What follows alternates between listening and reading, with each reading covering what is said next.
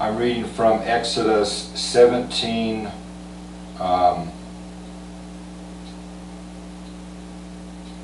let's see, 17:3. And the people thirsted there for water, and the people murmured against Moses and said, Wherefore is this that thou hast brought us up out of Egypt to kill us, and our children and our cattle with thirst?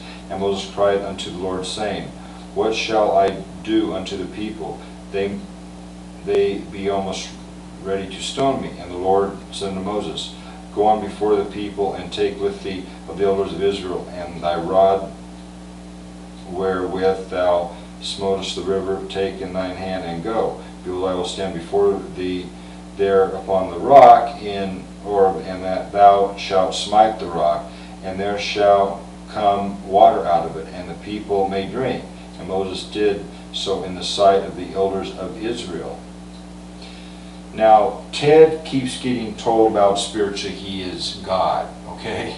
You know, per Isaiah 9:6. Ted keeps getting told out spiritually he is actually God in human form, a human, 100% human man. He keeps trying to work the miracles of Jesus, and he keeps trying to work these different miracles, and he can't do any of it. Therefore, what does that make Ted, you know? Does that make Ted a false Christ or a false Messiah? Does that make Ted false? No. Ted can only do what a 100% human man can do.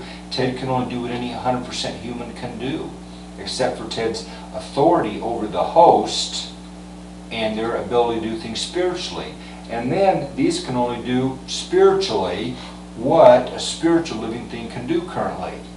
Therefore, some of this, what is explained in Bibles, was from advanced starships in orbit, was from secret base camps on Earth, was from angels and people on Earth doing different things. Some of this also was inaccurate. Some of this also was deception. Some of this also was coincidence. There are many explanations why it's coincidence. Many times these days people explain different things that were simply a coincidence to be a miracle. Like we had this huge train wreck and all these people, nobody died. Or we had this big accident and nobody died. Or the plane crashed or miraculously it was going to crash and it was spared from crashing. Therefore angels must have reached down, or God must have reached down and saved that plane from crashing. That's not accurate.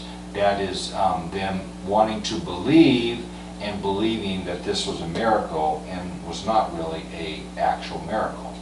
Something that God and the host spiritually cannot do. They cannot reach down physically and stop things from happening. That is definitely something that cannot be done.